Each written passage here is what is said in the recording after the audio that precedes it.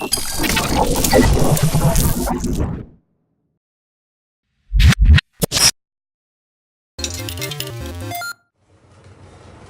listening to a Mash Those Buttons podcast.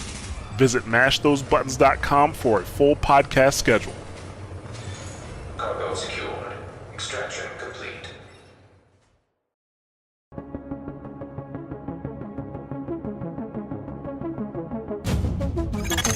Intelligence System Analytic Computer is activated. All ISAC systems are confirmed online. Data scanned. Downloading files. What's up, guys? You're listening to episode 120 of SITREPRadio, bringing you the news and other happenings in the world of The Division. My name is Mike, and joining me are my co-hosts. I'm sure you've heard one of them already, is Robert. Hello. Woo! He's a little bit excited. And Luke. Hello. Woo! Hope you guys are well, and listeners of the show have had an awesome week. And welcome to any new listeners of the show. Woo! Can I do a quick thank you in between Rob's wooing, apparently, for all those who have supported us over at Patreon over the last week or so. It is very much appreciated. We've getting quite a following over there now. If you haven't already and you do want to support the show in any shape or form, please head over to patreon.com/SITREPRadio. We'll be posting weekly images behind the scenes from the show over there from when we record. We're going to be working on some videos from Gamescom next week, and you know, we will be doing secret episodes for the Patrons over there as well. Yeah, and extra woos stuff. Extra woos for Patrons. Yeah, that's confirmed. Yeah, if you're a Patreon listener and you want a whole episode of Rob wooing, just let us know, and I'm sure that'll be content worth listening to. Woo! Okay, so I'm guessing most of you know by now from the title of this week's episode that we had the pleasure of having the awesome Division community developer, I'll say developer now because I got ripped enough for it in this episode, Petter Mårtensson on this week's episode. I cannot say how much fun this was to record for all of us. It is a lengthy episode, so sit back, grab a beer, and enjoy. Attention. Accessing network. Establishing uplink. Okay, so huge special welcome to today's guest. You might know him from the State of the Game, Petter Mårtensson. Say hello, Petter. Hello, guys. Hello. How's it going? Hello. It's good. Hello. It's good. It's warm, but I guess that goes for all of Europe right now. So don't think I'm alone in that. There's the thing with doing the podcast. You have to close like all the windows and turn your fan off and just sit here. Oh, wow. He's professional. I know. No, it's my mic that's that bad and picks up all ambient noise, so I don't do it. But sure, I'll claim I'm a professional. I was going to say, like, Rob normally leaves his window open and you can hear the birds outside. It might not be the case today. No, it's definitely open. It's definitely open. He shot all the birds. I know he's chasing flies earlier. Yeah. Anyway, welcome, Petter. Thank you very much for joining us. Thank you for having me. It's awesome to be here. I guess we'll get down to what we're doing today. So we're not actually going to kind of talk about the Division today. We're actually here with Petter because we thought we'd get to know the person behind the State of the Game, the community manager, Petter himself. So today's guest normally asks people onto the State of the Game to introduce themselves and tell the viewers what their job title is. So today, Petter, we're going to put you in the hot seat and make you do the same. So, Petter, could you please tell all the lovely SITREPRadio listeners who you are and what you do? My name is Petter Mårtensson. I am community developer at Massive Entertainment for The Division and The Division 2. Thank you, dude. Obviously, huge welcome. Thank you very much. Very generous of you to spend your free time after your long day. Again, thank you very much for having me. I mean, you spend your free time doing this, and you've been doing it now for, which episode is this? 120, I think, if this goes up. It's crazy. I was saying that before we started recording. It feels like you guys just did 100 and it's already been 20 weeks. Time is speeding up. It's crazy. But yeah, I mean, you guys have been doing this for a long time now, and it's amazing to be here. You're doing a great job. You're doing a fantastic same with job. You guys with the State of the Game. So before we get stuck into some real questions, we're going to do the same thing that we do with all our guests. we're going to get you to answer, not ask, that's what I'm going to do, and these boys, answer some fun warm-up quickfire questions. Go. So I'm going to go first. What is your favorite alcoholic drink, if you drink at all? I don't drink very much, to be honest. Yannick tends to make fun of me because I tend to get drunk after one beer. So I don't really have when it comes to a drink, I'd have a mojito, I guess. Especially now in the heat. Nice. That'd be nice. Yeah. Nice. Otherwise, some lager and IPA or something. But yeah, I go for that. Rob, do you approve? Yeah. I'm asking because... Do you like red wine? Yeah. Yeah, I approve. That's fine. That's all I know about wine. I work with French people. They make fun of me all the time. I like red wine. Yeah. White wine is good. Yeah. That's as all far as I get get as well. Okay, so next question is, what's your favorite type of cheese? I don't actually like cheese. Okay, that's fair enough. Luke? Like normal household, like born like a Gouda, or have a couple of Swedish ones that hardly taste anything. Those I like. But add some taste to a cheese, and I can't eat it. I'm a horrible. Okay. I promise I'm an adult, but I can't eat cheese. I guess the answer to this isn't going to involve any cheese either then. If you happen to find yourself on death row, what would you choose as your final meal?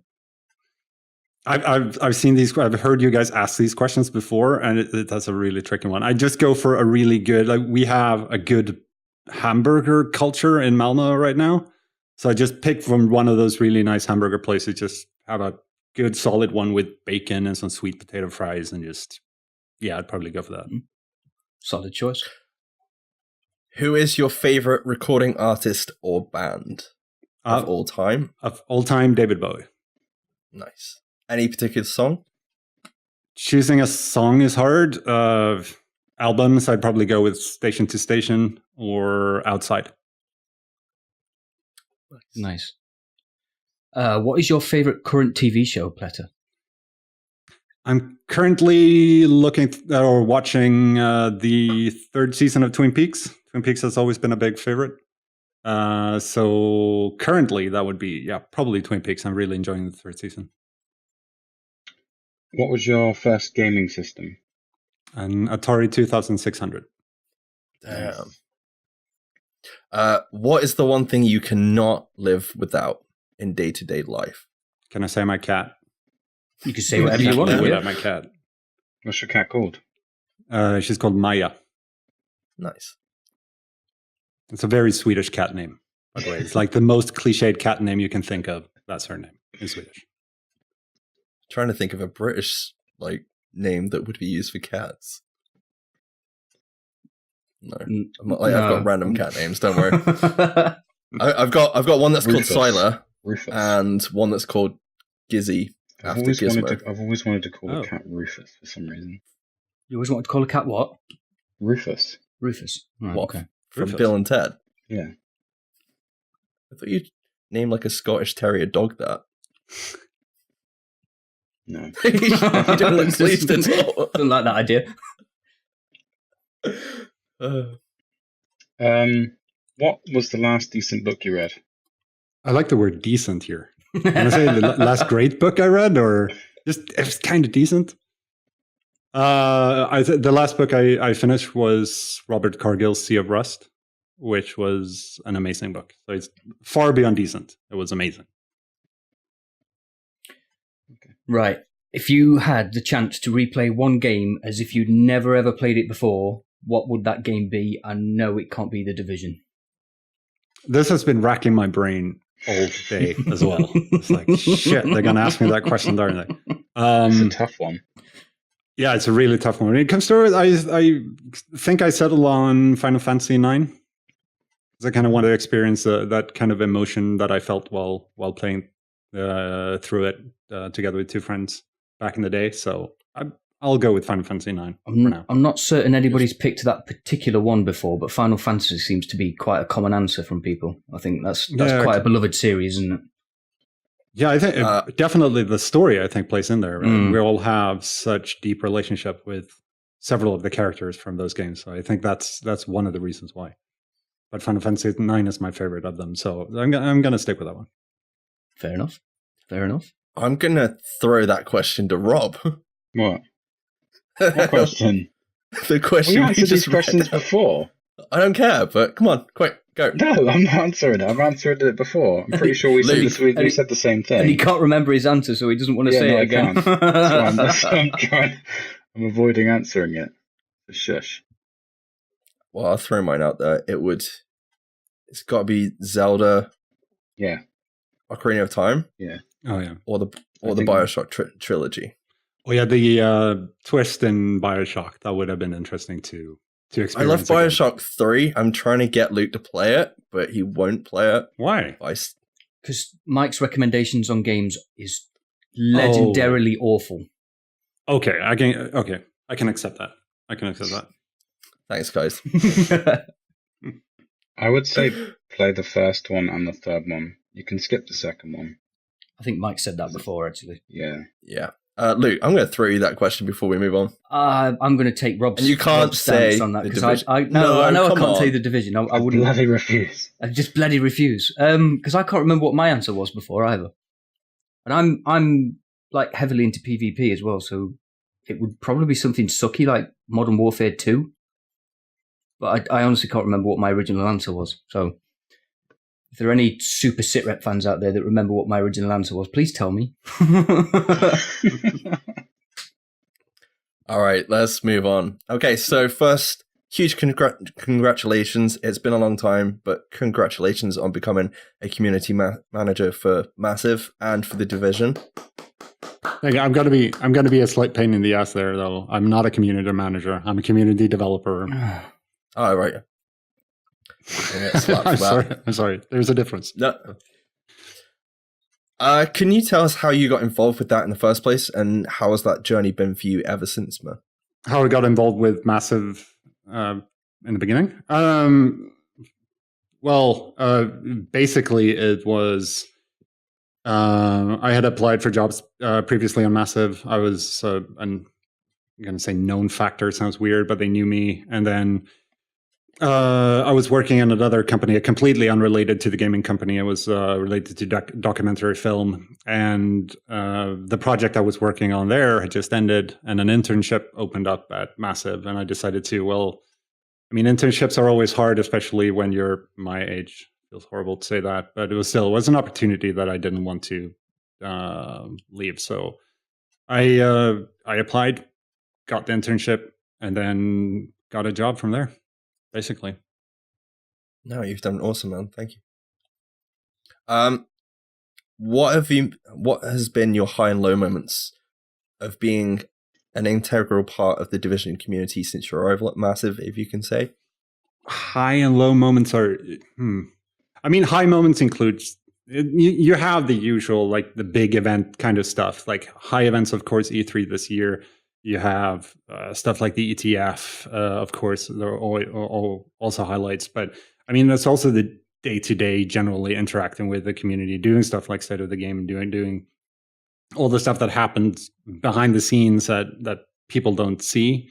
So it's hard to pick out like the one moment. But of course, the E3, the Division 2 reveal was huge. There's no escaping that fact. That's for sure. What are you most proud of from your time working at Massive? Most proud. I'm generally very, very proud of the team I work with. With Yannick, with Hamish, and definitely with Anthony and Yuan, our community managers, and with Saeed, our community representative. I'm really, really proud of the what they had already built when I arrived in August 2016, but also what we've done since. I'm really proud of the community team in general.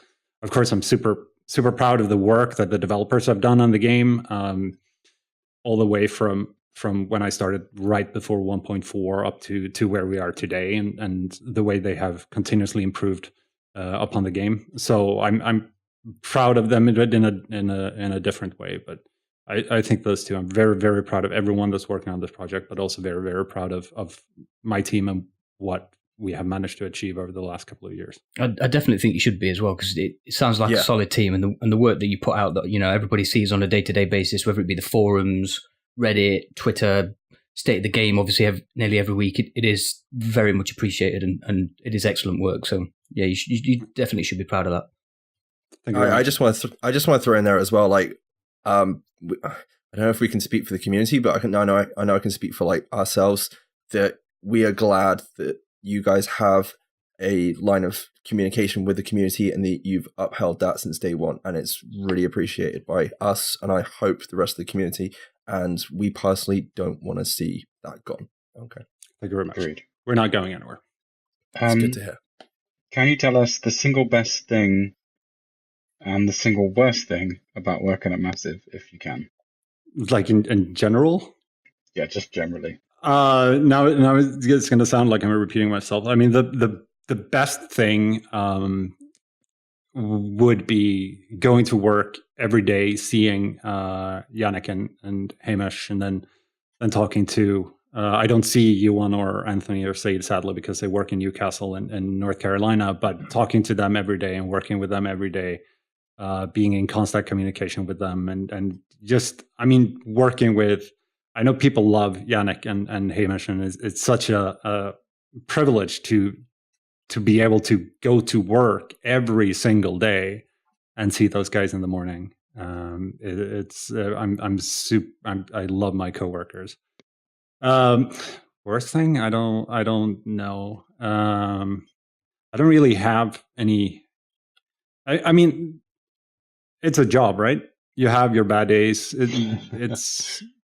You have days when you just sit there at your desk and I can't take another Skype meeting today. I just want to go home and play video games. And he says whilst on a Skype meeting. Yeah, then I go home on a Skype. Yeah, exactly. But I don't think there's like the worst moment. The worst moment would include, I guess, things like when we have had major issues with a game. That, you know, like the RPM glitch. Oops. Yeah, the stress involved with that must be insane. The stress involved with that must be the pressure. There's a lot. It can be very, very stressful and very, you know. So I guess that would be the worst parts. But I can't say anything that would be like directly bad. I was going to say, I expect probably the worst bit ties into Luke's question now. The worst? No, my questions are about to let Petter make everybody else really jealous. Why would they be bad things? Well, that's what I mean. If I had this as often as they have it, I'd be like... Well, yeah, okay. Well, from stalking you on Twitter and whatever, we've previously seen that Ubisoft as a company seem to keep their employees pretty darn happy. You're getting cake and pizza parties right, left and centre. You've got E3 celebration parties. You know, there was even big screen TVs up for the World Cup. So, you know, chance to make people jealous. What was the most fun work day that you can remember? Fun work day. It kind of goes... I don't think... Sure, we have. You make it sound like we have parties every week. We really, really don't. We have celebrations from time to time when big things have happened, like E3, for example. Most fun workday would be, I don't know, E3 announcements. The state of the game was one of the most stressful, nerve-wracking, intense days of my life, probably, but also probably the most fun. I mean, one of the most satisfying days ever.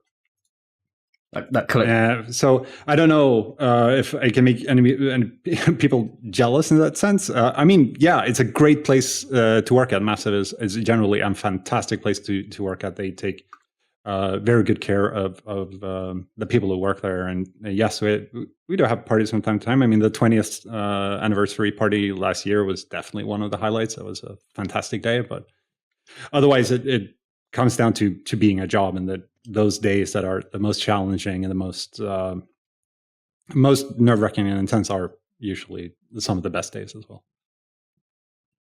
As we said earlier, you didn't start working for Massive until August 2016. Mm-hmm. Therefore, we're really interested in knowing when you found out about Tom Clancy's The Division and your initial feelings and thoughts surrounding the game when you first heard about it. Right.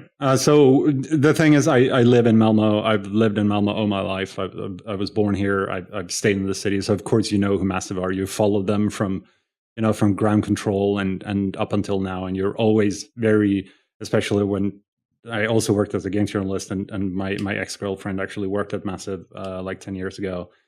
So of course you were always very, very aware of everything they did whenever they like moved offices or a new game was announced or World in Conflict came out and all of that stuff. So of course I found out when everybody else found out about it, the E3 2013, and initial reactions was, holy shit, this is cool.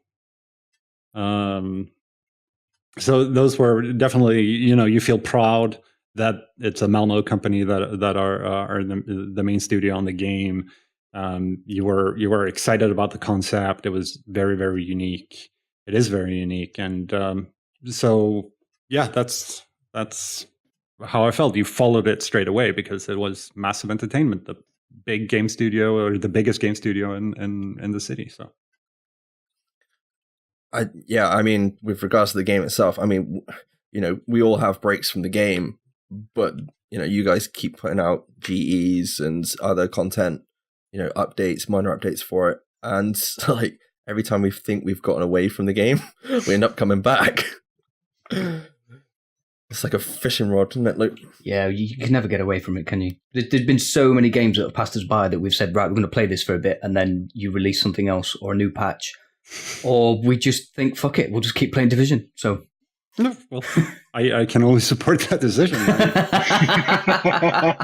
I don't feel guilty. You really shouldn't. What previous Tom Clancy's titles have you played, and if any, how did they affect your mindset when you initially found out Massive were creating Division? As an RPG?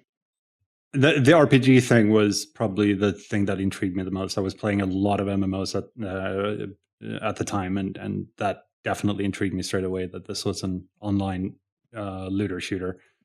Otherwise, Tom Clancy, I haven't played hardcore played Tom Clancy games. Of course, you play Ghost Recon, Rainbow Six, Splinter Cell, but never been like a Tom Clancy fan as such. I was more a fan of the genre of an online RPG than I was of the Clancy franchise. So that part didn't play in as much. Of course, it has a weight to it. It has a certain gravitas. But for me personally, I was more interested in the genre itself and that it was an RPG. Like I prefer RPGs over other forms of shooters. So that was mostly it. What was your favorite RPG before The Division came out then? Destiny. I actually played Destiny until very, very late. Good question.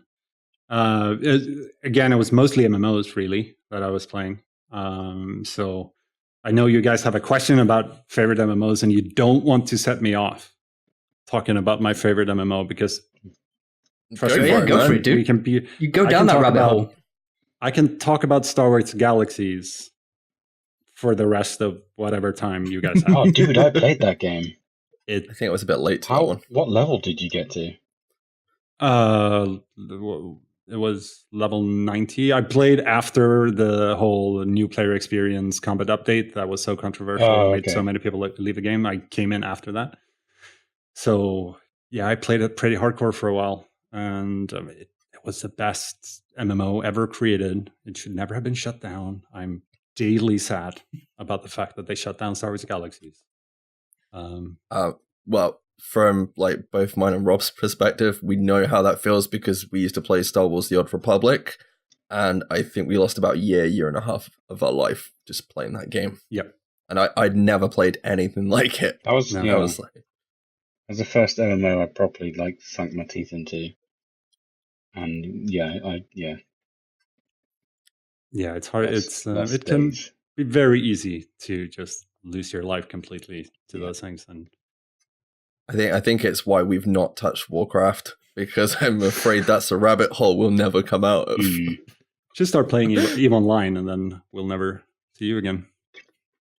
We've heard about Eve for ages because a good friend of ours used to play it, and he was absolutely mental over it. But lost a lot of my life to that game as well. So,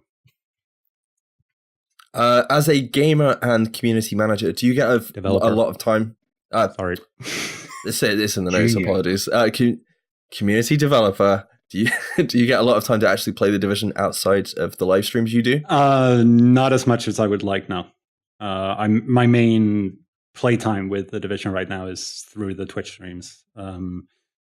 It's a matter of time. It's also a matter of so many games outside of work you want to play. So those couple of hours a week that I get to do the live streams most weeks, that's when I really get to dig into the Division. Sometimes I have time to log in, but I tend to. I hardly play outside of work, to be honest. No, that's fine. What is your favorite activity to do while playing the Division? I keep bouncing around. Underground is one of those things that I can lose hours and hours in there, not just think about time, just keep running through new phases, and just you finish a 3 phase and then you go back and all of a sudden you're clicking the table again and you like stop myself and then I'm doing Underground again. So that's probably one of my favorite. I'm mostly a PvE player, so that Resistance, getting more. The legendaries are a lot of fun as well. So mainly the PvE side of things, but I think Underground has even before the update to the Underground. I think I like that the most. I like the ambience down there. I like the environments. I really like the PvE part of that. So I'd probably say Underground. How kind has RNGesus been to you in terms of classifieds and exotics, and is there anything you're still definitely chasing? RNG hates me. The hunters hate me. I don't get it. I never get anything good from as I said, I play a lot of Underground, and I can't remember a single good thing that has dropped for me from the hunters that I wanted. I think the only exotic that I got that I wanted from a hunter was actually someone in my group that dropped it for me. I think Evil Kitty did that. So I'm still chasing, and I've been chasing now live on stream for what feels like months after the Firecrest classified backpack. For some reason, I just can't get it. So that's what I'm hunting for the most. And yeah, RNGesus hates me. Except when I got the house from a field proficiency cache. That was a good day. Nice. Yeah. I've literally got one of those on PC this week, and I was pretty damn happy. That was from a cache as well, wasn't it, Mike? Yes, it was. I was like almost crying because I'd waited like since Christmas to get one. I was like, oh my God. I think I went silent or something like that. I think you said, oh my God, multiple times because we finally just shut up and asked you what you were oh my Godding about. And it was God Roll as well, I recall. Yeah. It was pretty good. What is your favorite current build to use to run through content at the minute? I'm very partial to the Firecrest in general, just because I love playing with toys. I used to play a lot of defense before. Also because, again, I like the idea of having a toy around. I like having the shield up. I like having the fire turret out. And I know people keep making fun of me when I go in the DZ with my Firecrest build. But it's just so much fun to place that little cute thing, and it spews fire on people, and people scream horribly. But I just enjoy those kinds of that type of gameplay to have something to play with. So Firecrest and defense, I really need to get started on getting together a proper classified defense set. If nothing else, then Buzz Lightyear will stop bugging me about it. But I'm going to go with Firecrest. I finally got my 6-piece Sentry. So I'm going to give that a proper go. I have the 6-piece. I don't have a build yet. I still need so many mods for it, but that's going to be fun to give that a proper try as well. But I think I'm going to stick with Firecrest for now. Luke, did you finish your Sentry? No. So support that question, Petter. What's your favorite weapon that you use?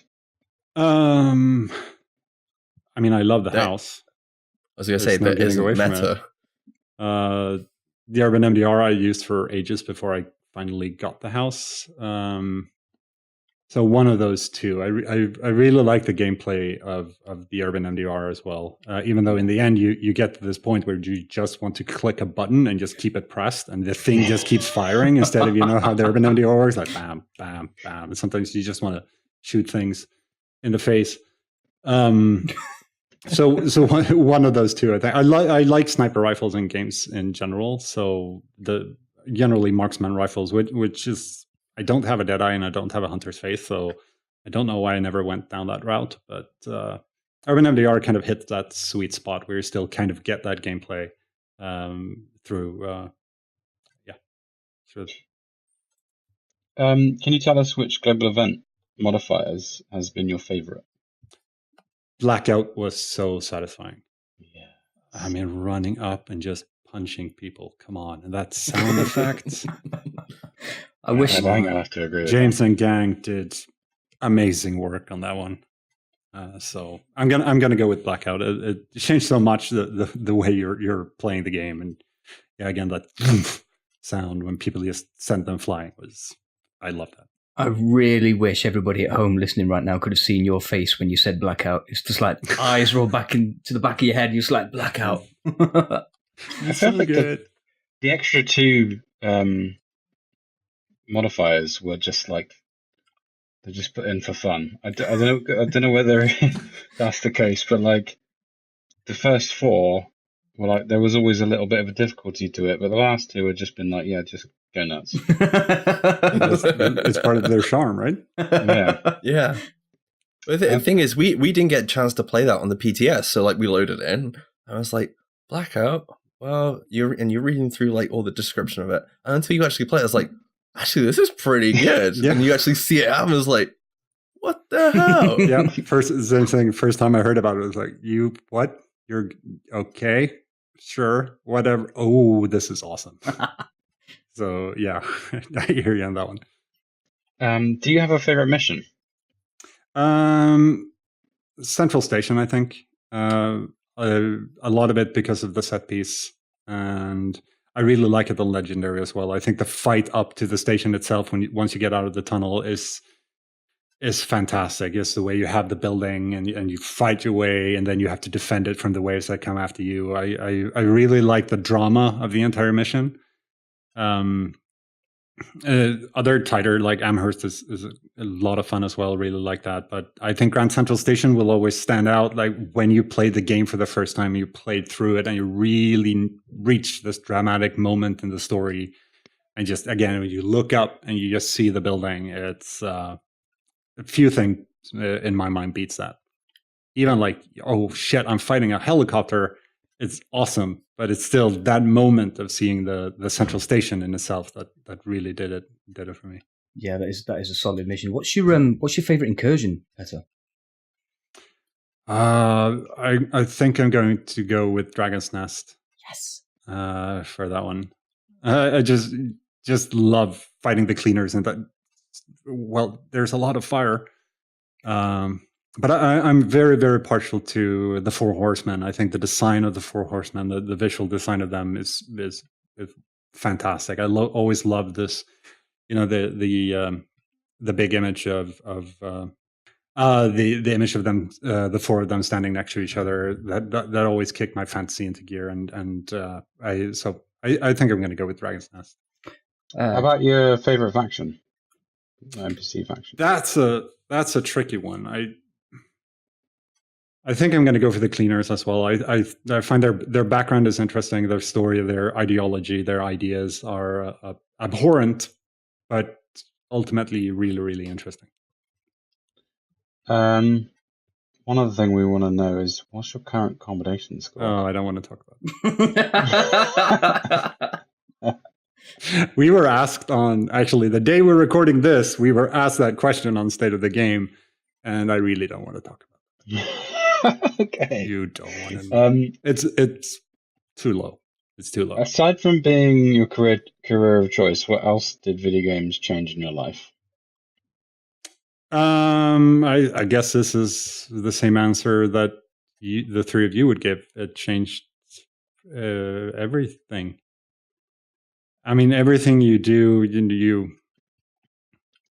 just what that spurred in you as a kid when you start playing, even on an Atari 2600, just the way it activates your mind and how interested you get it, like geeky stuff in general, like nerdy stuff, like all of that is just life. And so it changed everything. It made me interested in fantasy literature. It made me interested in role-playing games. It made me interested in pursuing a career in writing. It inspired me to do what I do today. So everything. Cannot argue with that answer. Please don't hate me for this next question. Oh dear. But from time to time, the cringe levels on State of the Game do somewhat go through the roof. I have no idea what you're talking. Well, I was going to ask you, who do you think causes most of them? But if you have no idea what I'm talking about, we'll just gloss over this. No idea. We're never cringy. We're 100% professional all the time. Awesome. Can't be any worse than that, so I was going to say. Right. Best comment I've ever received on a stream was, he's highly unprofessional, but I like his music. Here's a compliment. Slap. The cringe. The person is not wrong, I guess. It's I don't know. It's the way we are. I mean, I guess it's the way we sound. I mean, we love it because we're cringy as fuck over here. But yeah, I had to ask. So yeah, no. It's we sometimes I guess we love the cringe a little too much, but I mean, it's just the way we interact in general. It's kind of the atmosphere that It's not that we sat down and like, let's make State of the Great cringy. State of the Game cringy. That's going to be the good thing. It just naturally springs out of sitting there looking at Yannick's grinning face, and you grin back, and then you just go from there. Looking lovingly into his eyes and just having that awkward pause. Exactly. Have you seen his beard? It's magnificent. Have you ever stroked his beard? No. I think he'd kill me. Worth it. Yeah, it's the final thing. Yannick. I was going to say, you've been catching him up after going away for a month. Yours has grown quite a bit, hasn't it? Yeah, but it's chaos. It's horrible. It's not that. His is groomed and nice, and he actually takes care of his beard. Mine is just growing in odd angles out of my face. So he's the one with a pretty beard. I'm aiming for Arax. I'm going to beat Arax. I'm not going to beat Yannick because that's impossible. But I'm going to beat Arax. Well, Arax is trying to beat Kratos at the minute. So yeah, that's true. No, I expect to get tired of this in like 2 weeks and shave it off again. But it's a fun experiment. I mean, moving on. All four of us have beards here, so kind of. I guess I'm not sure about Mike and Rob, to be honest. This is just lazy. This does not count as a beard. This is just me being bone idle. You look like you could grow a solid beard, but Mike and Rob, I'm not. No, I can't grow a beard. Well, I could, but it'd be ginger. Is that a bad thing? That sounds awesome. Careful, Rob. On his neck as well. It'd just be on your neck as well, though. It would just be here. You should do it for your wedding. Anyway, moving on from Yannick's beard and our beards. I can talk about Star Wars Galaxies and Yannick's beard for hours. Don't worry about it. We can do a special episode at some point. Damn, if we'd have only prepped questions for those things. Only we knew our audience. What grooming devices does Yannick use for his beard? So, next question. You're entering the DZ for a PvP session, and as you exit the checkpoint and flag rogue, what song is playing in the background as your theme song? What is your DZ entrance theme song? When I enter the DZ and as a rogue and go rogue, which I guess has never happened. I don't. If you could, like wrestling entrance music, I guess. Yeah. I mean, Search and Destroy by Ig and the Stooges, I guess, could work. Nice. Nice. Something early Metallica from like Ride the Lightning or something. Nice. Or just go Master of Puppets and go for Battery. I don't know, something like that, I suppose. Something with distorted guitars and yeah. No, I'm gonna stick to something from Raw Power. Search and Destroy or just Raw Power. Oh man, good choices, good choices. We need to get him back on and just talk about music and beards by the sound of this. I was going to say ours is what? Drowning Pool? Bodies? I want Limp Bizkit break stuff. Rob, your choice? What do we have as our following song on Twitch right now? Downfall of a Sword by A Day to Remember. Yeah. How do I remember that off the top of my head? I don't know. Anyway, that's a good choice, dude. Your Twitter profile lists you, as we have talked about, as an MMO fanatic. Mm-hmm. I think we might have covered this already. Are you really sure you want to ask this question again? Because I'm still ready. I'm still ready. I can dig up screenshots and stuff. Don't worry about it. I can talk about this for... I'm going to say this tentatively. What is your favorite MMO game of all time? Star Wars Galaxies. I'm keeping my breath. He's trying to be restrained. Bites his tongue any harder, he's going to chew it off. Yeah. I mean, ask my friends how tired they are of listening to me talking about Star Wars Galaxies. I tried to get them to play it for years, never worked out. But yeah. So next question, I think, before... Can you remember at roughly what age you realised you had such a passion for gaming?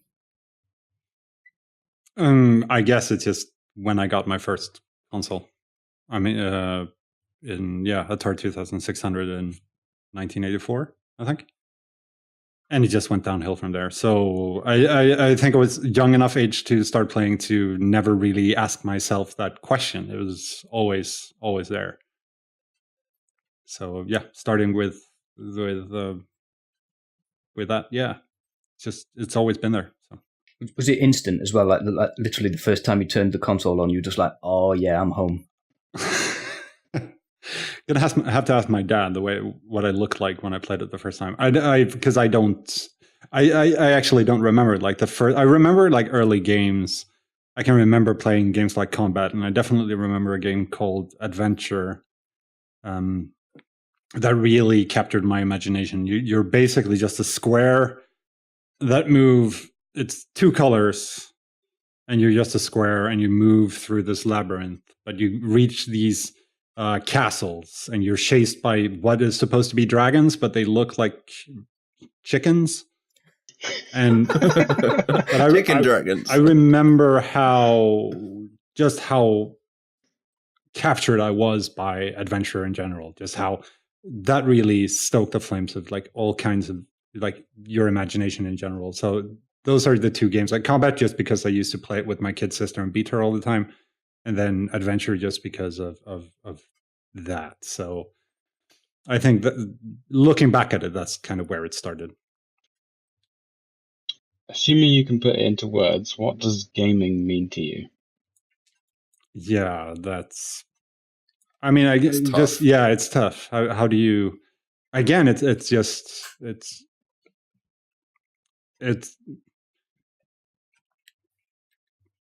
such a normal part of my life, just like it is for you guys. It's just, you can't imagine life without it. I'm not saying that I'm the most hardcore of gamers or that I play games all the time, or that I'm a very good player. It's just guess I'm not. I'm horrible, but it's just there. It's always been there. It's always gonna be there. So.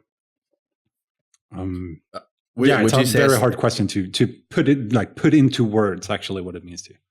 As I say, would you say it's like a means of escapism, or just like I don't know? It's got. I mean, for me, I kind of like it because you're not really thinking about anything else. You're just playing the game, and kind of it's an escape, I guess, for me. But.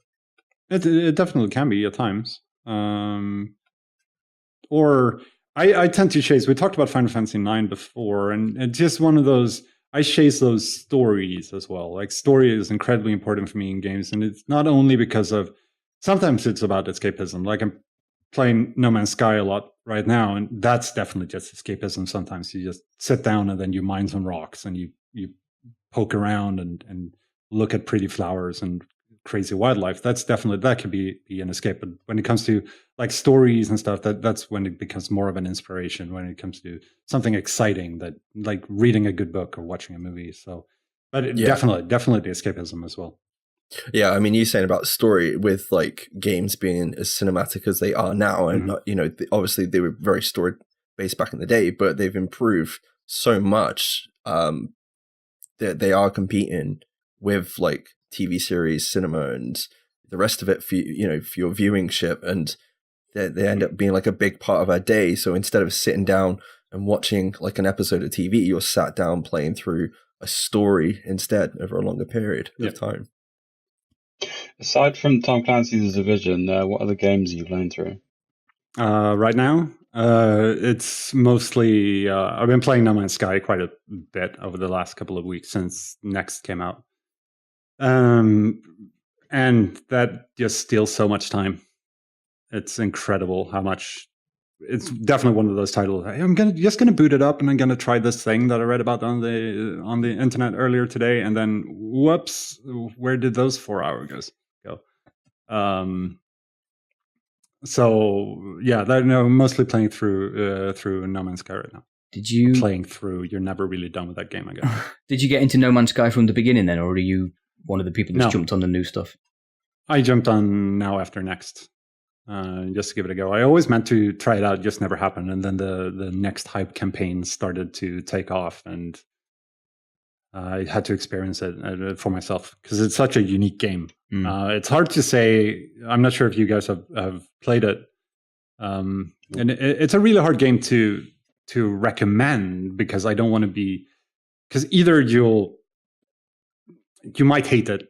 It's one of those games that it's an experience more than a classic game. It creates emotions in you that you might not have felt from games before, and that's either frustration. I've actively screamed at my television at one point, even though I'm not the kind of person who generally does that. But at the same time, the heights that it brought me to, like when you explore new places and the emotions, these feelings of this vast universe ahead of you, and this feeling both of enjoyment and of dread sometimes. It's amazing in that way, and it's an experience more than it is a game sometimes, and in that way I recommend it. But I don't want to be the one getting you to pay $30 for a game you're gonna hate.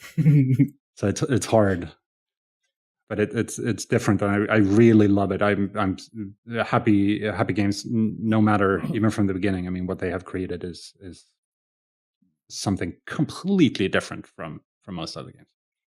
I think it just goes to show, if you give a game a second chance, it pays off in the end, doesn't it? Yeah. I said happy games. I meant hello games. I'm sorry. But I see what you did there.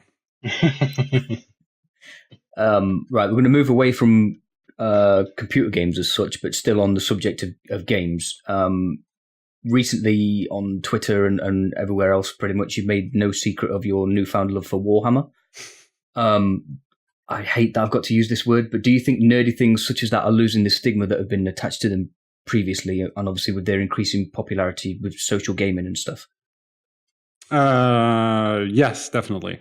First of all, Warhammer, getting back into that, I played it as a teenager. Now, I blame Hamish and Yannick. They've been talking so much about starting to play Warhammer again ever since I started at Massive, and then all of a sudden Yannick goes and buys the box, and then I buy stuff, and Hamish buys stuff, and then Hamish starts painting, and then it just spirals out of control from there.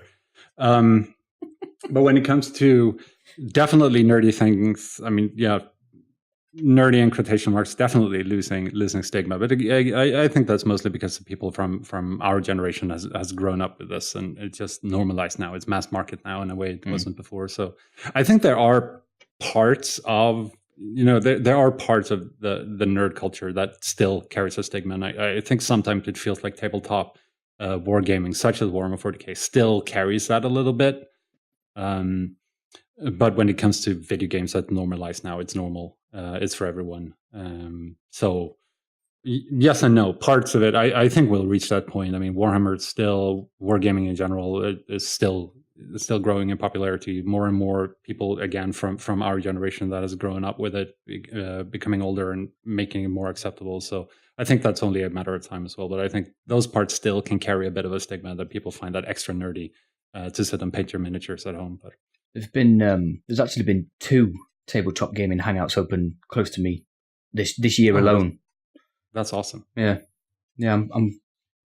I might have to dive into some of that myself, to be honest. I've always had a little inkling to want to try it and never got around to it because, as I said before, I'm bone idle. But yeah, I'm getting sucked in a bit on that. So, for anyone looking to get into Warhammer, what advice would you give them? Do you like having money? If you do, then don't get into Warhammer. Rob, you heard it here. It gets into priorities, of course. Are you big in the painting side of it? Are you big into the painting side of it? Because I used to have friends in school who used to do it a lot. I did it back when I was a teenager. I don't think I've painted a miniature since I was 16 or 17. But I'm hoping it's one of those things. I like having money, and then you look at what the paints cost, and you go, maybe not right now. So that's kind of the only thing keeping it back. But generally, anyone looking, I don't think there's ever been a better point to get into Warhammer, both Warhammer Fantasy with Age of Sigmar and Warhammer 40k than right now. They made it much more accessible. You have the rules available in a way that you didn't before. Like before, you had to buy this huge box for a lot of money, and especially when you're a kid, you don't really have most of the time that kind of disposable income to, hey, let's go buy this box for, I don't know how much they are these days, like 80 quid or something, 80 euros or whatever. But now you can actually download the rules, even though it's just beginner versions of them, and just pick up some miniatures fairly cheaply, relatively cheaply, not cheap at all. They're super expensive, but and you just start playing, and especially with boxes like Age of Sigmar, definitely, and now with the Kill Team, which Hamish actually bought now for us to play with. It's again, you don't need big armies; you only need a couple of miniatures, and you can start playing with your friends. So I definitely go to one of these gaming hangouts, watch other people play. Start poking around the web. For Warhammer 40k, I'd recommend pick up one of the books. Start reading the books as well. That will get you super much into they're really, really good. The Horus Heresy series is amazing, and get into it from that angle, from the lore angle as well. So, but again, you like having money. Don't start playing Warhammer. Okay. Enough said. Rob, you can always come over and help me paint my Dark Souls board game if you want. Oh yeah, that's a nice one. Do you like it? Yes, it's really good. I just don't have the time to play it, unfortunately. Or this space. You need a big table for that thing. So rumor has it you played D&D, Dungeons and Dragons. Yeah. D&D, it seems to be quite openly popular these days, kind of like Warhammer, whereas it used to be kind of kept more under wraps if you were a fan. Is there a reason why you think this has changed? I think it comes down to a generational thing as well. We who grew up playing role-playing games in general, they don't only play Dungeons and Dragons. I have a weekly group with a couple of friends, and we play Dungeons and Dragons, Pendragon, Nice Black Agent, so like Warhammer, Fantasy Roleplay, all that, like a whole bunch of different role-playing games. And I think in general, the generational thing, it's also becoming more and more people are beginning to appreciate what it actually is compared to the way it used to be when it used to be only nerds playing it, and used to be, we also have the Satanic Panic at the end of the 80s and early 90s. And I don't know, you have people like also growing in popularity thanks to shows like Critical Role, for example, which I'm personally a huge fan of, and the way they brought it even more and more into the mainstream. And just now, a couple of days ago, Magniello, the actor, went on Collider, and talked about Dungeons and Dragons with Stephen Colbert, and it's also part of the mainstream now. Everybody knows what it is, and more people are getting interested in actually giving it a shot now. And it's just one of those, I guess you get the ball rolling, a cool person starts playing it, and then people start to get interesting, and then it becomes normalized as well. But it's actually a huge question. Like, why has Dungeons and Dragons become more and more mainstream and more, not something that you keep under wraps? I mean, I remember in teenage years, like some of my friends definitely wanted to keep that a secret for the cute girls that they were playing Dungeons and Dragons. It was very important for them not to say that out loud. But that's nowadays it's probably the opposite. It's definitely not the case anymore. And but it's an interesting discussion. It's going to be interesting to follow that over the next couple of years and see just how far it can go. Yeah, I mean, having 2 kids, it's definitely something I've thought about doing because, TV and video games is all great, but you have to have something outside of that, and books and something like D&D where you're using your brain, because I'm not 100%, but there's like math involved with it as well with storytelling. Yeah. So you have to come up with your own stories, like be the dungeon master, and I really like that idea. And I think it's just something different that like my own kids, perhaps one day to try out. Yeah, I mean you have the math part, of course. You have the storytelling, the imagination. You have the teamwork, definitely the social aspects of just sitting down with your friends around the table. That's why one of the big reasons why we play now is not only because we like playing role-playing games, we like those aspects. It was also a great way for us, me and 4 of my friends, to just definitely some form of escapism. People have kids, we all have jobs. It's just a great way for us to sit in 3 hours together, just our like closest friends, and laugh our ass off for 3 hours. But I think that's definitely something I think you should look into for your kids when they get a little bit older, to start introducing them to that. And then it's in general, I grew up with it, so I'm biased as well, but it's fantastic that it's grown to the point, and that's a generational thing as well. I mean, we who grew up with it can now start introducing our kids to it in a way that our parents couldn't, because they didn't have any clue what it was. And I definitely think you should. It definitely didn't get big off the film.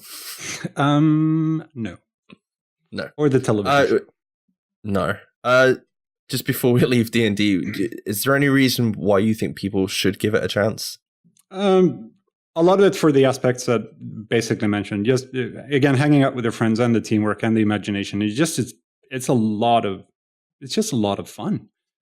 I definitely think people should give it a go. And if nothing else, just pick up one of the books and start reading a bit in them, and just get an idea of what it is.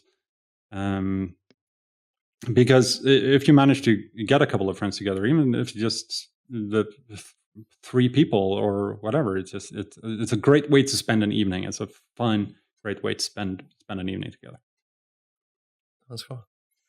Right, moving on then. I'm going to try and take you back to life before Massive and Ubisoft. I'm sure there are hundreds of people out there who have absolutely no idea that you used to be a games journalist. Yeah. So, how and where did you get into all of that? I started in 2004. I think it was a small Swedish site, amateur site, that I surfed in there at some point, and they said, we're looking for, I think at the time, news writers, and let's try it out. And of course, you read a lot of game magazines and stuff in before that, and just something that you really could see yourself doing. So it was a mix of luck and just interest in writing in general that got me started with it. And then it went from there. I wrote for them for a couple of years, and then became an editor there, and then moved on from there to a place called Game Reactor, which actually it is in the UK now as well, but it used to be one of the Scandinavian, like the biggest Scandinavian magazine and website at the time. And then just kept going from there, basically. Any of these previous roles that you just mentioned, do you think you'd ever go back to them? Is there any that you've got, like, what you would call unfinished business with? I mean, obviously, we would never want you to leave Massive, but... No. Thank you. I don't know actually. I wrote about games up until 2000, and I did it for at least 10 years. And I don't feel like there's anything there I'd like actively would like to go back to. It was great. It was a lot of fun, and I loved doing it. I was really, really glad I could do it for a living for a while. But I don't think unfinished business is anything I have there now. I love game journalism in general, and I have a lot of people in games journalism that I look up to. But I don't think I can't see myself going back to writing about games now. Fair enough. We know you used to host something called GRTV. Mm-hmm. That experience must have proved invaluable, obviously, when Yannick and Hamish effectively handed over the reins of the hosting duties to the State of the Game to yourself. I know it's not like 100%. Was taking on that role always the plan, even when you were like the silent guy behind the camera just pulling the strings, or did it just kind of evolve into that role? I'd say it evolved more into that role as Hamish started working more on other projects such as N-Gone and that side of things. It kind of just evolved into that, becoming the being hired as a the community developer there. It just fell natural into place. But working on GRTV was one of those. That was the most fun I've had in my life. Doing some of the weird and crazy stuff we did. Also, all the traveling we did and all the stupid shows we did back in those days. So it definitely, for me, it felt natural. It felt great to be able to stand in front of the camera and just be silly again, I guess. Good progression. Yeah. You might not want to answer this, but is there any archive of this GRTV stuff that people might be able to find, maybe? Yes. It's all there. As soon as you finish. It's all there. Yeah. Okay, I'm hitting Google as soon as we're done. That's all I'm gonna say. But yeah, it's all on YouTube. That's all right. We got stuff up there that we're not proud of it either. I rewatched some of this stuff a while ago, and all I can think of, wow, what a giant asshole I was. But is there?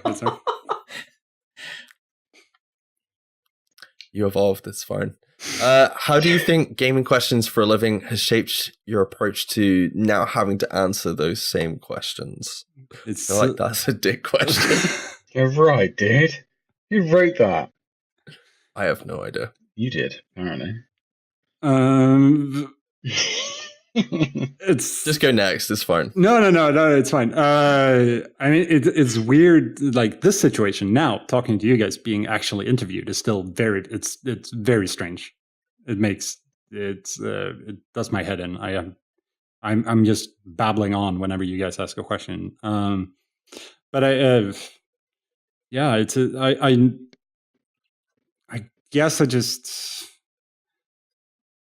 I don't think I have a good answer to that, actually.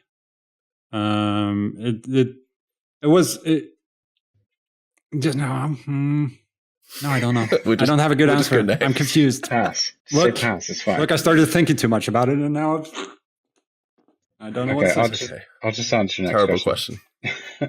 How hard was it to initially break into the gaming journalism field? It was when I started. As I said, I was working for this fairly amateur site. It was not a big deal. That wasn't very hard.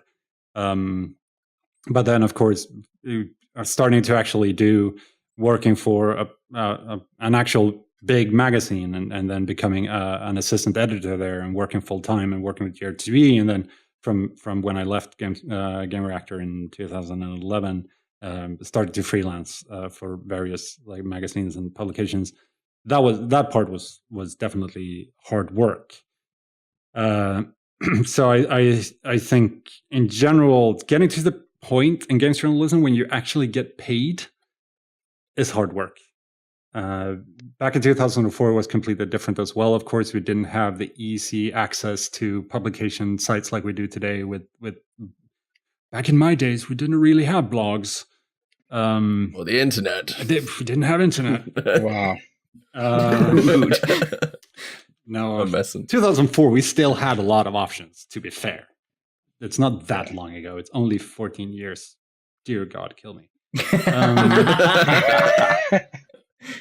But that part, getting to the point where you can write at least semi-professionally about video games, that's hard work. And that comes down to just write and write and write and write and write. And put those hours in, even if you only do it for your own blog or whatever. Because the competition is fierce when it comes to games journalism and breaking into games journalism, because you know that if I say no, or if I can't do one thing, or I can't fulfill write this article, or if I want to leave this publication, or try to ask them for more money, or whatever situation you want to get into, there are thousands of people just standing in line waiting to get the chance that you did. So it's you have to be at the top of your game as well, and consistently write good stuff, which is also incredibly hard. What hobbies do you have outside of gaming?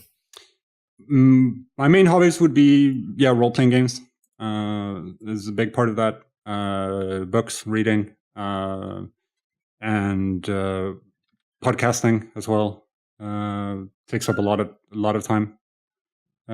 So I'd say those are the three main kind of interests I have outside of video games.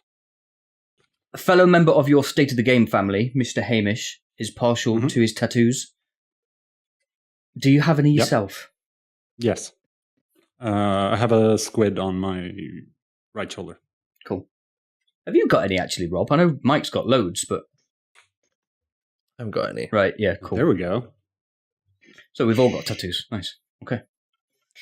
How dare you? We know from Twitter that you're quite the bookworm. Do you have a favorite book or series? That's a really tricky question as well. And who's your favorite author? Just to add to that. That's also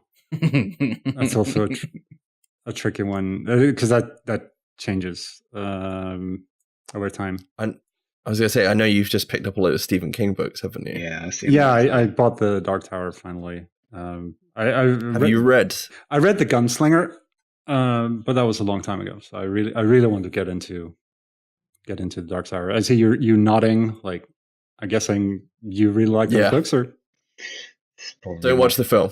Yeah, that's probably the best book series I've ever read in my entire life. Oh, that's okay. That's a glowing review. I read The Gunslinger twice before I actually continued with it, and I'm glad I went back and revisited it, because after like the first book, it completely goes mental. Just say that. Yeah, it's like Lord of the Rings meets Star Wars meets something else. Yeah. I don't know. Yeah, I'm really looking forward to it. Yeah, it's good. Rob? Which book from the hundreds you have read has influenced you the most? This is going to be fairly cliche as well, I guess, but I'd say Tolkien would be, looking back and seeing different parts of your life, and when you read these different things, like my mother read The Hobbit to me when I was 6 years old, and that definitely, together with all the other nerdery from video games and stuff, that was definitely the one of those life changers. That definitely also helped me get into role playing games. Like the first role playing game I ever bought was the Middle Earth role playing game. And I was a member of the Tolkien Society here in Malmo for many years as a teenager. So I definitely say Tolkien. That kind of kickstarted the whole fantasy thing as well. So, and what's your favorite movie of all time? Or give us a top three. You can't give us a favorite one. Oh, that's one of those impossible questions to answer as well. Like Star Wars, of course, it feels like standard, but of course, it is still great movies. The most important. Yeah. Hang on. Which Star Wars movies? Which they are? Yeah, I don't know. It's a war, and it's in the stars. No, I mean, but also, which trilogy? Which one? Well. It will have to be the original, I guess. Okay. Yeah, I was just checking. I've got to ask: are you for or against The Last Jedi? I am at the end of the day for The Last Jedi. Awesome. Because I love that film. I'm looking at all your faces now and seeing who. Like I see Mike is, of course, he's nodding, he's happy, but I'm trying to read Luke and Rob here right now. I haven't seen it, so I can't comment on The Last Jedi, to be honest. Okay, get out. Personally, I think it makes some bold choices, and there might be a few plot points that aren't great, but I think overall it takes a lot of risks compared to the other films that came before it, and I think that makes it a good film. Yep, that's definitely. I really try not to analyze films that much. I just try to enjoy them for what they are, and I enjoyed that film a lot. So, yeah. Which is why we're going to go see The Meg next week. Yeah, or this week, potentially when this last week. Last week. What was the latest movie you watched, Petter? The latest movie, probably something on Netflix. Oh, there was. That was a bad move. The Rings, the fourth Ring movie. Oh, right. Yeah. I've seen that. Yeah, it was. It had its moments. Yeah. It had a couple of good ideas that it could have done some really cool stuff with, but at the end of the day, it was a pretty bad movie. Yeah, I think they should have left the franchise alone, personally. But I agree with what you're saying. There were some good points to it, but overall, quite a bad movie. Are you a fan of the horror genre then, Petter? Not very. No, okay. In general. I mean, I like good horror movies, but I wouldn't call myself a horror fan. Right. But the final 20 seconds of that film was really good. The twist at the end was really good. Yeah. As a goth back in the day, what would you say was your most listened to album or artist back then that defined that era for you? Sisters of Mercy's Floodland would be it. Anything by Sisters of Mercy, really, of the three major albums they released. But yeah. Very quickly, how did you get into that genre back in the day? I still remember, actually, when you have those couple of albums and artists that you remember exactly where you were and what you were doing when you heard them the first time. And Sisters of Mercy is one of those. I was at my friend Rickard's house, who's actually one of the guys I play with. His brother, who I also play RPGs with, a couple of years older than us, and we were sitting in Rickard's living room, and I was a metalhead at the time, so listening to a lot of Metallica and a lot of Iron Maiden. And then I just remember hearing these drums and bass track coming from somewhere in the apartment, and it was just like magic. I was like, what is this weird music that is touching this weird instinct somewhere in my brain? And it turns out that it was Floodland. It was Dominion / Mother Russia from Floodland, and it just blew me away completely. And that was a moment there where I decided to cut my hair from having long metal hair to cutting it short and dyeing it black and making all kinds of bad life choices and stylistic choices. Did you ever wear eyeliner? I wore an eyeliner, yes. I was a black hair, eyeliner, like with some red mixed in just to make it look even worse. And then dog collar, black clothes. I had latex pants, all of that stuff. Matrix jacket? No. The Matrix is kind of late for me. It came out in 99, right? 98 or 99. So I'd been a goth for a couple of years. So, but of course you wanted one. But you knew at that point you were still kind of self-aware enough to know I'd never be able to pull this off, so I better not. Can you play a musical instrument? No. I used to play the bass really, really badly. Okay. What was the last concert you went to? I don't go to enough concerts. I think the last one that I can remember was Atari Teenage Riot, but that like a couple of years ago now. Yeah, it's getting that way for me now. I haven't been to a concert in a while. No, especially with kids, get used to it. Yeah, I know. There's a few at the end of the year I want to go to, and next year, but it's like, can we go? Or probably not. But if you start planning now, maybe. We'll have to see. Rob? What's the one food you could never bring yourself to eat? I could never bring myself to eat. Yeah. Haggis. Or similar intestine food. That is a good shout, to be fair. I wouldn't eat that shit either. You know what you're missing. Okay, let's turn that round. Would you eat it for £1 million? Yes. Of course. That's fair enough, dude. The whole thing? All of it. I'll have seconds. Damn, I think I don't spew it back up again.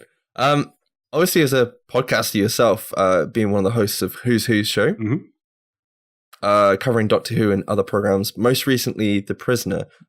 What made you get into that, and has it made a difference to yourself since you first started it? Doing podcasting. The podcast in general? Yeah. Yeah, definitely. Me and Brecky, my friend who I do Who's Who with, we've been podcasting together since 2011, and the old stuff we used to do, an old general nerd culture one, and then we did one about MMOs actually. It never really went anywhere at all. But I think with Who's Who, what we gave ourselves was a structure. We've been doing that show now for the last 5 years. Started in 2013, covering classic Who.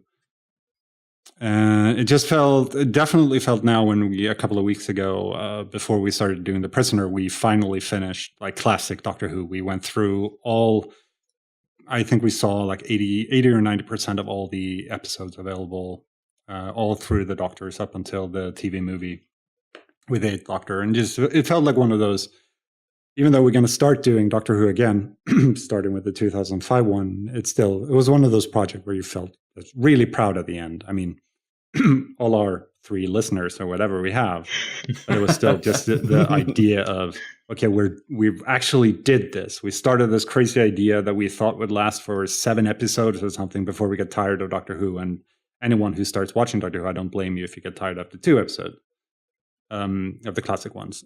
Don't do it. Whatever you do, don't do it. It was just you're able to sit back and it's like, we did this. We actually finished this 5-year long project, and it's been a mainstay of both our lives since 2013.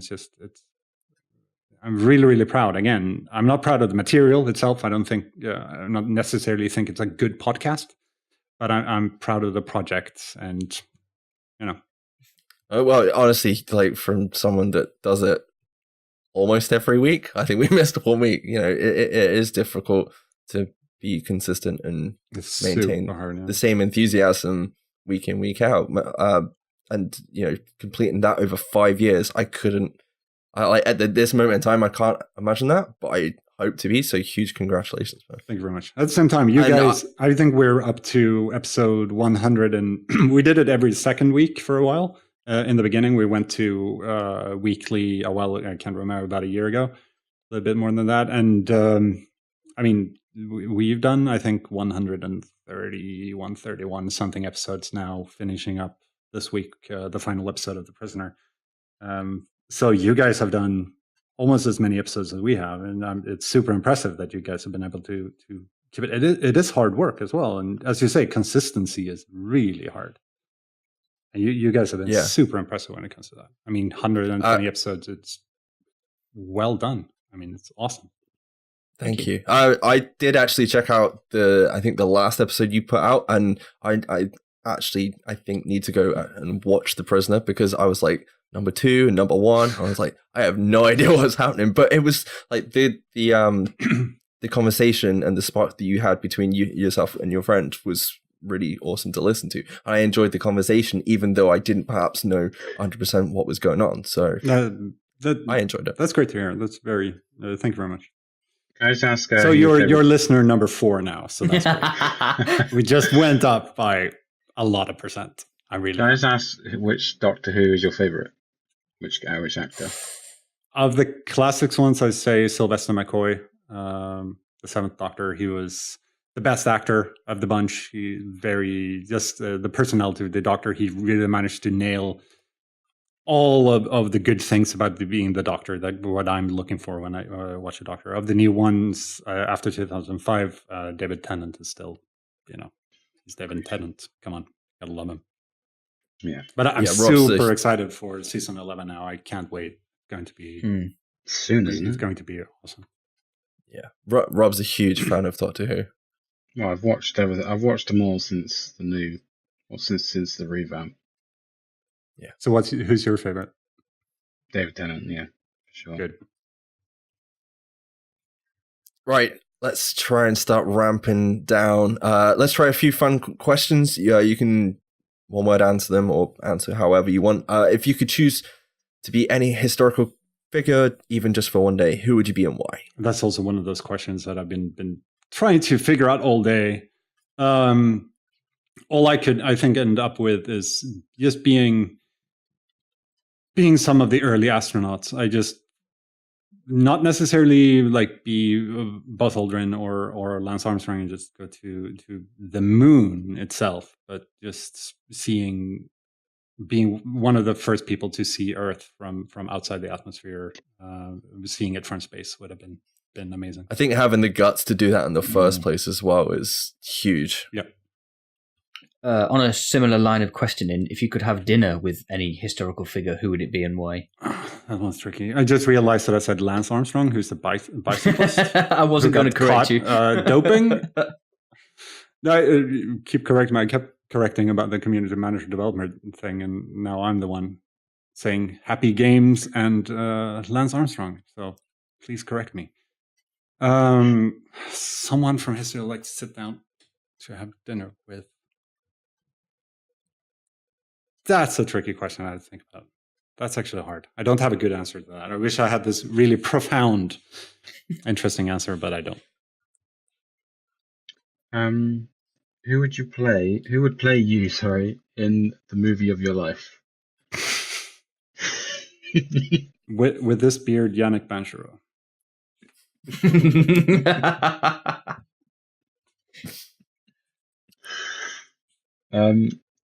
You're a superhero. What is your superpower? Can I just go for Superman to get all of them at the same time? Yeah, go for it. I guess that's kind of a cop-out, but hey, why not? Why not have delusions of grandeur and just go for all of them? More is better, right? Exactly. Shoot, fly and shoot lasers through my eyes. I mean, what's not to love? You've probably answered this question already, but what game or movie universe would you most like to live in? I'd probably pick something like Adventure Time. Just give me something messed up. I mean, I don't want to live in the Star Wars galaxy because you keep fighting this fascist empire that keeps blowing planets up. I know you've got Netflix, so if you get a chance, check out Cupcake and Dino. I actually saw the first the General Services. Yes, I saw the first one with the manly man. It was great. I'm really looking forward to seeing more of that. So yeah, I'd go for Adventure Time just to get this. You know, you get the crazy magical kingdom of Abu, and you can do whatever you like. What fictional character do you wish you could meet? Fictional character I'd like to meet.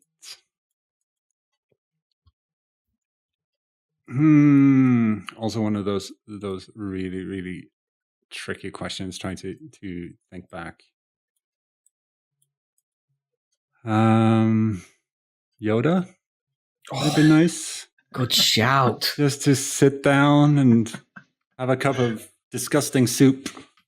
Talk about the wisdom, badly grammatically constructed sentences for an evening. That'd be pretty good. In a little hut somewhere. I could go for that. Who is the funniest person you work with at Massive? The funniest person? The office clown. The office clown.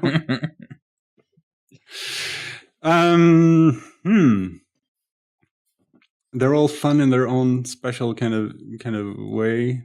Yeah, that's a hard question as well. Yeah, fair enough. I don't want to pick one. Who would put a stapler into a jelly mold? Who would put a stapler into a jelly mold? Stapler into... That's an Office reference for anybody that doesn't Sorry. know. Yeah, I could see Gabe doing that though. Gabe is probably the funniest. I love Gabe.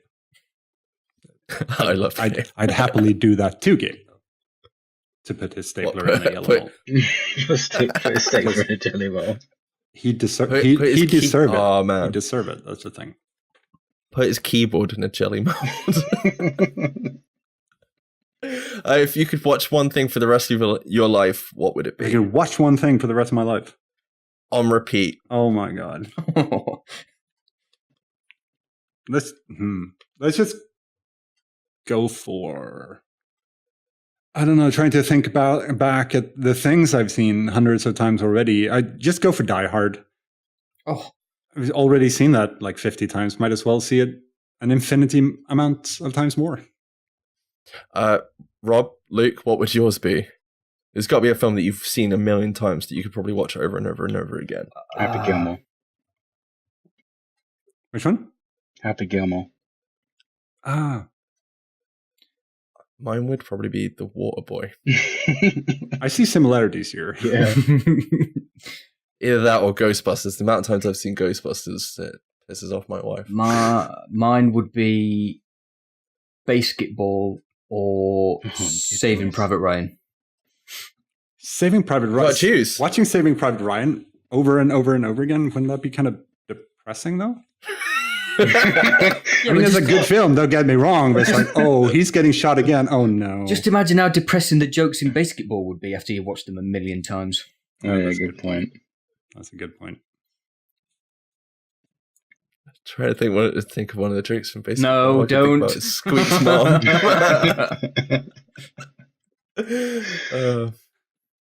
What podcast do you always start up as soon as it hits your feed?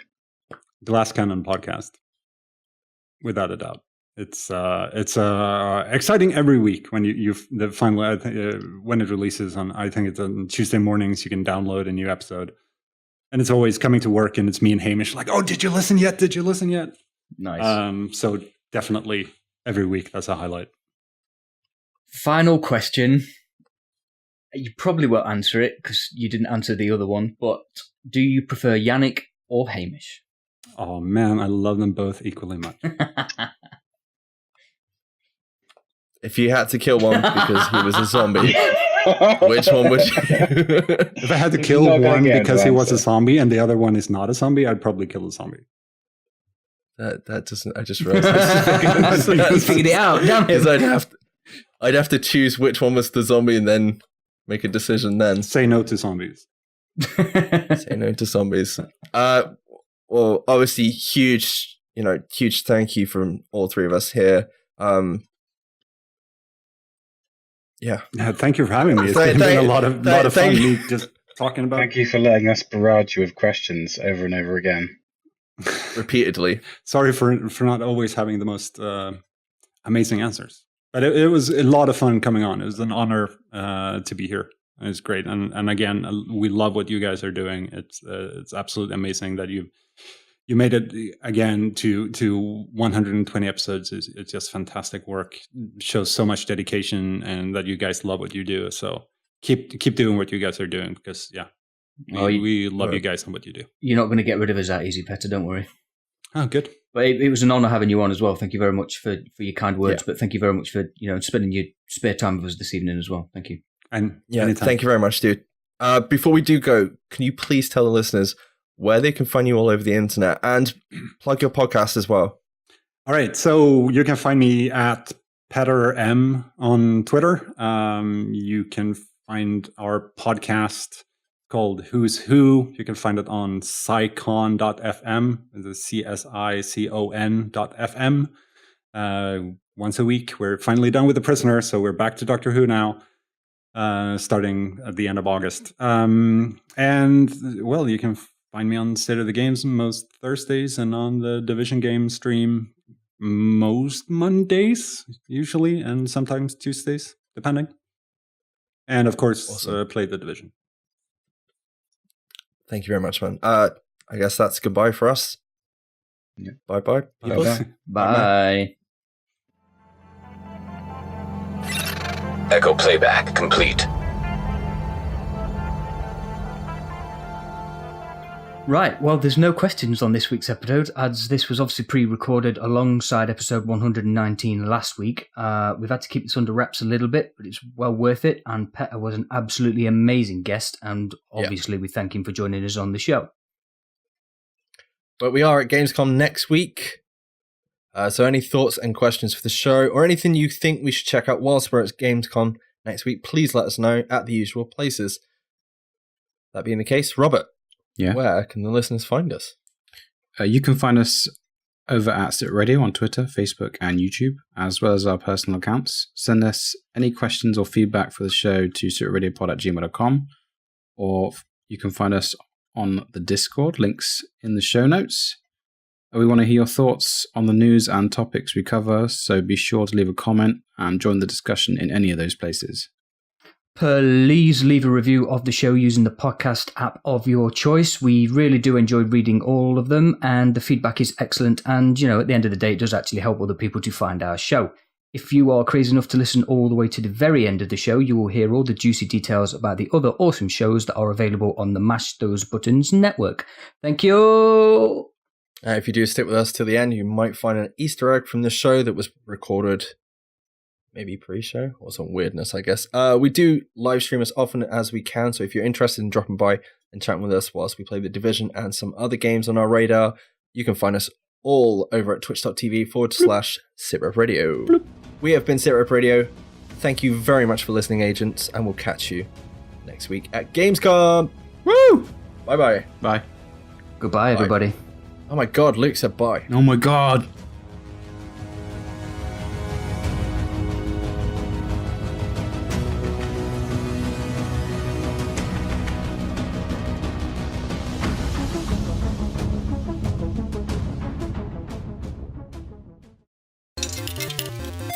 Thank you for choosing a Mash Those Buttons podcast. We hope you enjoyed the show. If you'd like to subscribe to one of our shows, you can find us on multiple podcast platforms across iOS and Android. Just search for the show on a podcatcher like Apple Podcasts or Google Podcasts and hit subscribe. If you can't find us on your favorite podcast platform of choice, just go right to the mashthosebuttons.com website, grab the RSS feed, and put it into your podcatcher of choice. If you want to check out some other podcasts you may enjoy, you should check out mashthosebuttons.com/shows. For World of Warcraft fans, we have two podcasts, WoW Talk, which is our news and community podcast, and The Torn and the Goblin, which is our lore and story podcast. If you enjoy Overwatch, make sure to check out Watchpoint Radio to keep up with the latest on Overwatch and its community. If you enjoy fighting games, make sure you check out Double Tap for the latest in the FGC. If you're a fan of The Division or looking forward to The Division 2, make sure you check out SITREPRadio. If you want to keep up with the latest at Mash Those Buttons, you can follow us on Twitter at twitter.com/mtbsite, facebook.com/mashthosebuttons, and youtube.com/mashthosebuttons. We'd also like to have you join our Discord community, so just go to discord.me/mashthosebuttons and join us for a chat. Once again, thanks for listening, and we'll catch you next time. You're listening to a Mash Those Buttons podcast. Visit mashthosebuttons.com for a full podcast schedule.